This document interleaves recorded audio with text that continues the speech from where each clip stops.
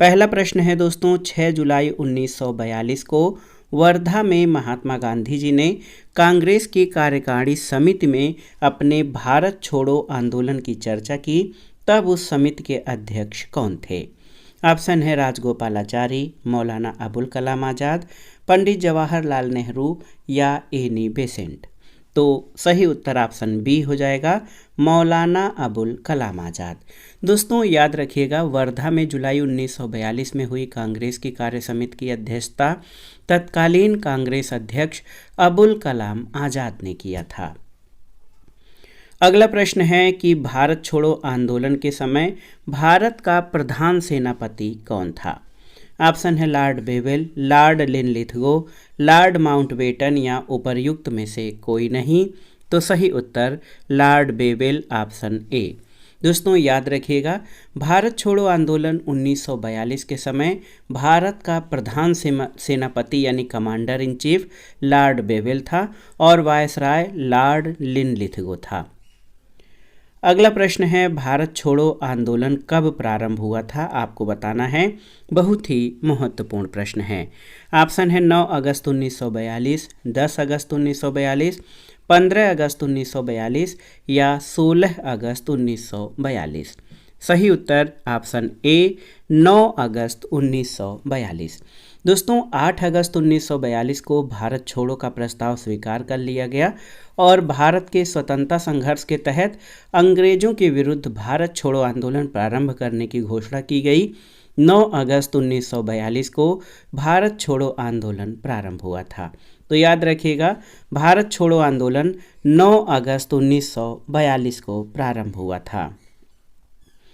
अगले प्रश्न पर आते हैं, यह कथन हम भारत को या तो आज़ाद करेंगे या आज़ादी के प्रयास में दिवंगत होंगे किससे जुड़ा है? असहयोग आंदोलन से, सविनय अवज्ञा आंदोलन से, वैयक्तिक सत्याग्रह से या भारत छोड़ो आंदोलन से? तो सही उत्तर भारत छोड़ो आंदोलन से, ऑप्शन डी।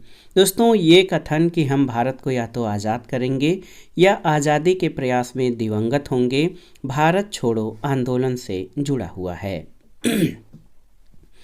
अगले प्रश्न पर आते हैं, गांधी जी का करो या मरो यानी डू आर डाई का आह्वान या नारा था किस आंदोलन के दौरान?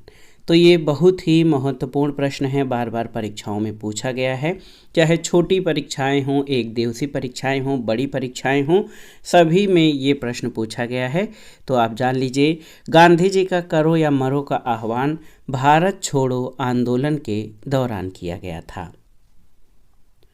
अगले प्रश्न पर आते हैं कि भारत छोड़ो आंदोलन किसकी प्रतिक्रिया में प्रारंभ किया गया था? आपको बताना है, बहुत ही महत्वपूर्ण प्रश्न है। भारत छोड़ो आंदोलन किसकी प्रतिक्रिया में प्रारंभ किया गया? ऑप्शन है कैबिनेट मिशन योजना, क्रिप्स प्रस्ताव, साइमन कमीशन रिपोर्ट या बेवेल योजना। तो सही उत्तर क्रिप्स प्रस्ताव, ऑप्शन बी।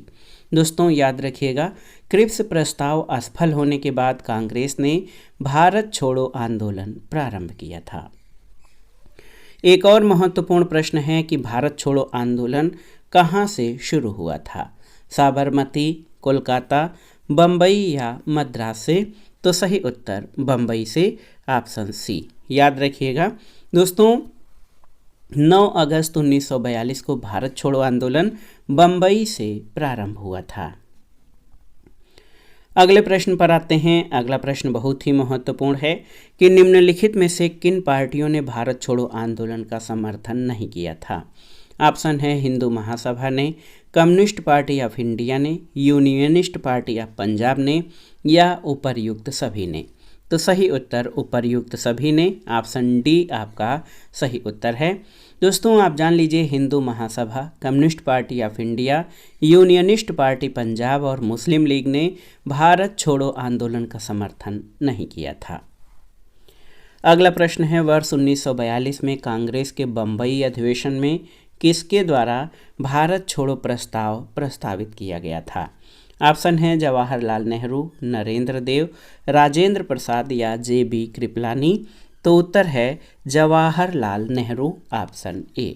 देखिए, वर्ष 1942 में कांग्रेस के बम्बई अधिवेशन में जवाहरलाल नेहरू द्वारा भारत छोड़ो प्रस्ताव प्रस्तावित किया गया था। अगले प्रश्न पर आते हैं। ये प्रश्न है, भारत छोड़ो प्रस्ताव का आलेख किसने बनाया था? ऑप्शन है जवाहरलाल नेहरू, महात्मा गांधी, मौलाना अबुल कलाम आज़ाद या सरोजनी नायडू ने। तो उत्तर है महात्मा गांधी ने, ऑप्शन बी। याद रखिएगा, भारत छोड़ो प्रस्ताव का आलेख स्वयं महात्मा गांधी ने जवाहरलाल नेहरू और अबुल कलाम आज़ाद के सहयोग से बनाया था। अगला प्रश्न है, जब भारतीय राष्ट्रीय कांग्रेस ने भारत छोड़ो आंदोलन प्रस्ताव पारित किया, कांग्रेस अध्यक्ष कौन था? महात्मा गांधी, मौलाना अबुल कलाम आज़ाद, सरदार पटेल या पंडित जवाहरलाल नेहरू। तो उत्तर है मौलाना अबुल कलाम आज़ाद, ऑप्शन बी। दोस्तों, कांग्रेस द्वारा भारत छोड़ो आंदोलन का प्रस्ताव पारित करते समय कांग्रेस अध्यक्ष मौलाना अबुल कलाम आज़ाद थे। एक प्रश्न और बनता है यहाँ से कि निम्नलिखित में से कौन भारतीय राष्ट्रीय कांग्रेस का लगातार 6 वर्षों तक अध्यक्ष था? जवाहरलाल नेहरू, दादा भाई नौरोजी, अबुल कलाम आज़ाद या गोपाल कृष्ण गोखले। तो सही उत्तर अबुल कलाम आज़ाद, ऑप्शन सी। मौलाना अबुल कलाम आज़ाद भारतीय राष्ट्रीय कांग्रेस के लगातार 6 वर्षों तक 1940 से 45 तक अध्यक्ष थे और 1946 में कांग्रेस के मेरठ अधिवेशन की अध्यक्षता जे.बी. कृपलानी के द्वारा की गई थी। अगला प्रश्न है, भारत छोड़ो आंदोलन के समय किसने कांग्रेस रेडियो का प्रसारण किया था? आपको बताना है। ऑप्शन है आपके, देखिए, अरुणा आसफ अली, जयप्रकाश नारायण, उषा मेहता या उपर्युक्त में से कोई नहीं। तो सही उत्तर ऑप्शन सी, उषा मेहता ने। बहुत ही महत्वपूर्ण प्रश्न है। उषा मेहता कांग्रेस के भूमिगत रेडियो का संचालन करने वाले छोटे से दल की महत्वपूर्ण सदस्य थीं। अगले प्रश्न पर आते हैं दोस्तों। महत्वपूर्ण प्रश्न है, निम्नलिखित में से कौन कांग्रेस रेडियो पर भारत छोड़ो आंदोलन की अवधि में नियमित रूप से कार्यक्रम प्रसारित करता था? आपको बताना है। जयप्रकाश नारायण, सुभाष चंद्र बोस, राम मनोहर लोहिया या सुचेता कृपलानी। तो सही उत्तर है राम मनोहर लोहिया, ऑप्शन सी। दोस्तों, याद रखिएगा, भारत छोड़ो आंदोलन के दौरान बम्बई के विभिन्न भागों से कांग्रेस का गुप्त रेडियो प्रसारित किया जाता था, जिसे मद्रास तक सुना जा सकता था। राम मनोहर लोहिया नियमित रूप से इस रेडियो पर प्रसारण करते थे। अगला प्रश्न है, भारत छोड़ो आंदोलन के समय इंग्लैंड के प्रधानमंत्री कौन थे? आपको बताना है। चेम्बरलेन, चर्चिल, क्लीमेंट एटली या मैकडोनाल्ड। तो सही उत्तर है विंस्टन चर्चिल, ऑप्शन बी। दोस्तों, भारत छोड़ो आंदोलन के समय इंग्लैंड के प्रधानमंत्री चर्चिल थे। ये वर्ष 1940 से 45 और 1951 से 55 तक इंग्लैंड के प्रधानमंत्री रहे थे। अगला प्रश्न है कि वह अमेरिकी पत्रकार जो महात्मा गांधी के भारत छोड़ो आंदोलन के दौरान उनके साथ था, उसका नाम क्या था? तो सही उत्तर है लुई फिशर, ऑप्शन ए। दोस्तों, याद रखिएगा, महात्मा गांधी के भारत छोड़ो आंदोलन के दौरान अमेरिकी पत्रकार लुई फिशर महात्मा गांधी के साथ थे और लुई फिशर महात्मा गांधी के जीवनीकार भी हैं। अगला प्रश्न है, डॉक्टर राजेंद्र प्रसाद को 9 अगस्त 1942 को गिरफ्तार करके कहाँ भेजा गया था? Camp jail, Hazaribagh jail, Bhagalpur jail या बांकीपुर जेल। तो सही उत्तर बांकीपुर जेल, ऑप्शन डी। दोस्तों, याद रखिएगा, बहुत ही महत्वपूर्ण प्रश्न है कि 9 अगस्त 1942 को गांधी जी और अन्य प्रमुख कांग्रेसी नेताओं को बंदी बना लिया गया। कांग्रेस कार्य समिति के सदस्य राजेंद्र प्रसाद बंबई नहीं आए थे, अतः उन्हें पटना में ही गिरफ्तार करके बांकीपुर जेल में नज़रबंद रखा गया था। अगला प्रश्न है कि भारत छोड़ो आंदोलन के संदर्भ में महात्मा गांधी को कहाँ बंदी बनाया गया? बम्बई में, मद्रास में, कलकत्ता में या फिर नई दिल्ली में?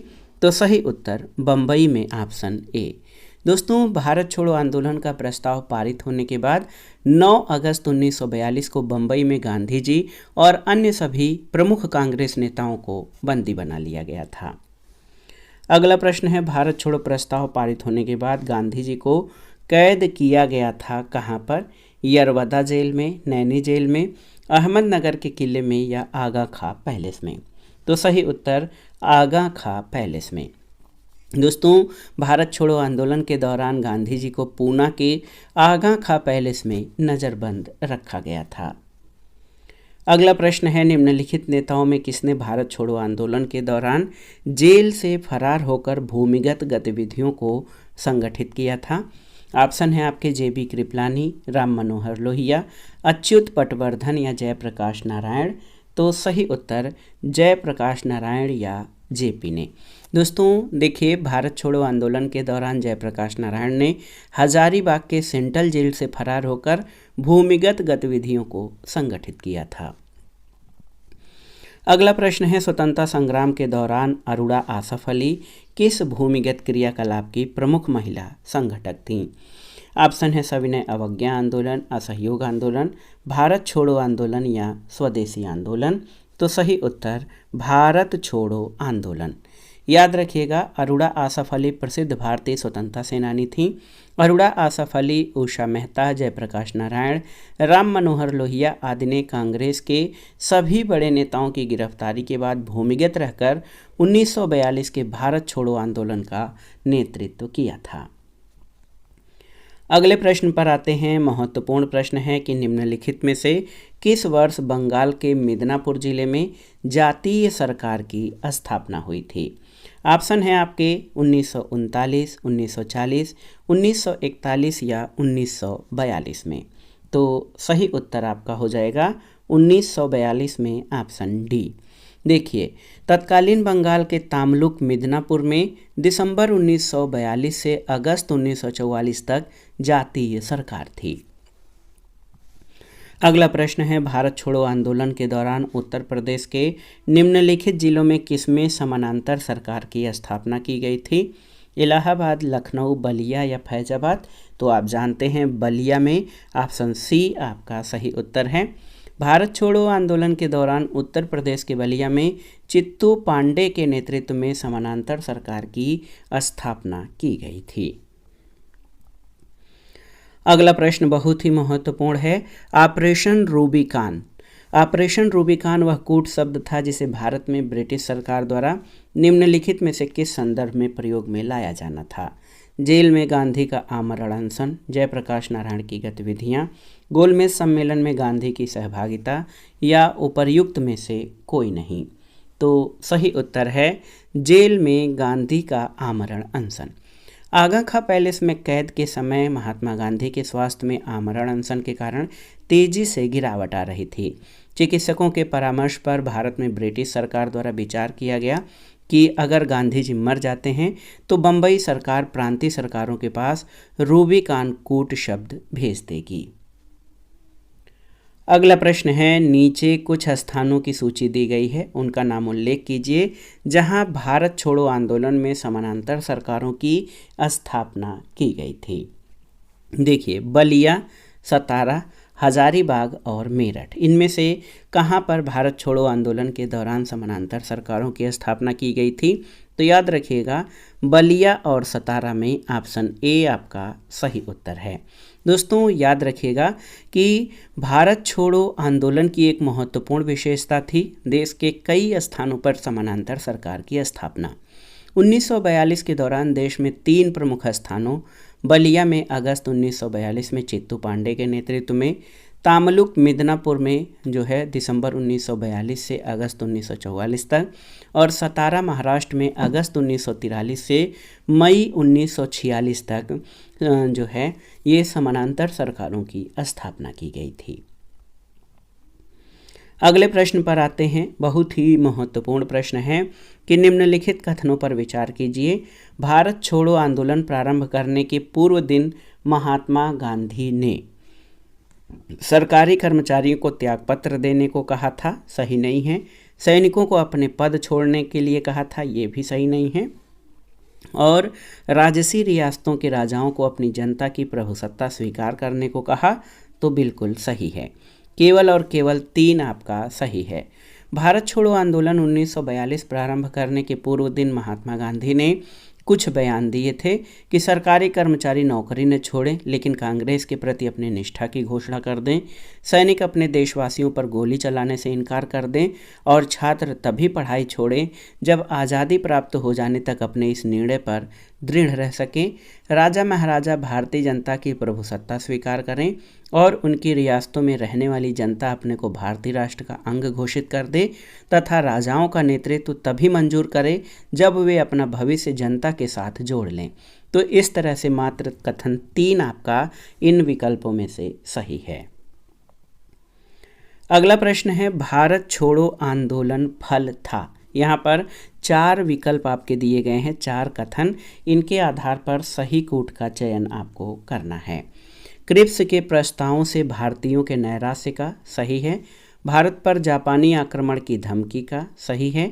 गांधी जी के लेखनों में देशवासियों को हिंसक साधन अपनाने के लिए भड़काने का, और AICC द्वारा अगस्त 1942 में एक प्रस्ताव पारित करने का। तो सही उत्तर 1, 2 और 4 सही हैं। ऑप्शन बी आपका सही उत्तर है। दोस्तों याद रखिएगा कि मार्च 1942 में क्रिप्स मिशन की विफलता से ये स्पष्ट हो गया कि ब्रिटिश सरकार युद्ध में भारत की अनिच्छुक साझेदारी को तो बरकरार रखना चाहती है लेकिन किसी सम्मानजनक समझौते के लिए तैयार नहीं थी। करो या मरो वाले अपने भाषण में गांधी जी ने साफ साफ कहा कि मैं रूस या चीन की हार का औजार नहीं बनना चाहता, लेकिन वर्ष 1942 के वसंत तक उन्हें लगने लगा था कि संघर्ष अपरिहार्य है। इसलिए कांग्रेस ने अगस्त 1942 में भारत छोड़ो प्रस्ताव पास किया। गांधी जी ने अपने लेखों में कहीं भी देशवासियों को हिंसक साधन अपनाने के लिए भड़काया नहीं था। कथन 3 सही नहीं है, जबकि कथन 1, 2 और 4 आपके सही हैं। अगला प्रश्न है, भारत छोड़ो आंदोलन के दौरान बकरी का टापू में अखिल भारतीय आज़ाद दस्ता का गठन किसने किया था? राम मनोहर लोहिया ने, उषा मेहता ने, चित्तू पांडे ने या जयप्रकाश नारायण ने? तो सही उत्तर ऑप्शन डी, जयप्रकाश नारायण ने सही उत्तर है। दोस्तों भारत छोड़ो आंदोलन के दौरान जयप्रकाश नारायण ने नेपाल की तराई के बकरी का टापू में अखिल भारतीय आज़ाद दस्ता का गठन किया था। अगला प्रश्न कथन और कारण से संबंधित है। कथन और कारण के आधार पर सही विकल्प का आपको चयन करना है। कथन है, लॉर्ड लिनलिथगो ने 1942 के अगस्त आंदोलन को सिपाही विद्रोह के बाद सर्वाधिक गंभीर विद्रोह कहा था, सही है। कारण है कि कुछ क्षेत्रों में किसान व्यापक जन आंदोलन में उठ खड़े हुए थे।